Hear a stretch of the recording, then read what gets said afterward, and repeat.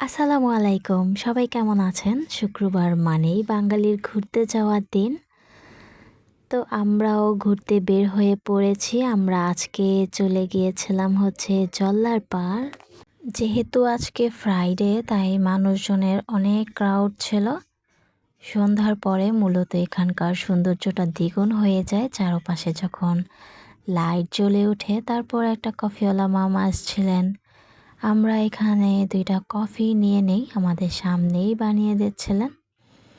তো যখন কফিটা ফোম করছিলেন আমার কাছে দেখতে ভালো লাগছিল, এনজয় করছিলাম।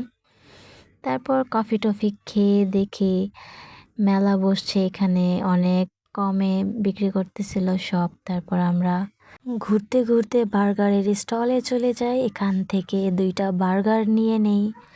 বার্গার খাওয়ার পরে দেখি এখানে বাহারি রকমের ভর্তা দিয়ে পিঠা, তারপর চাপটি বিক্রি করতেছিল।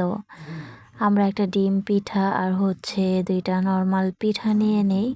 অনেক ধরনের ভর্তার আইটেম ছিল এখানে, কাঁচা আমের ভর্তা, জলপাইয়ের ভর্তা, তারপরে অনেক প্রকারের শুটকির ভর্তা আর ড্রাগন ফলের ভর্তাও ছিল।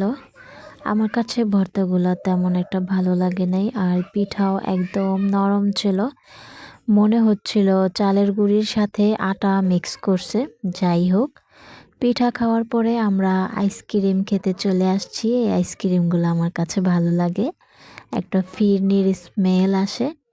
তারপর যাওয়ার পথে আমরা তান্দুরি চা দেখতে পাই।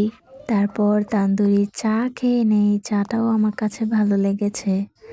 তা আলহামদুলিল্লাহ সব কিছু খাওয়ার পর, ঘোরার পর আমরা এখন বাসায় চলে যাব।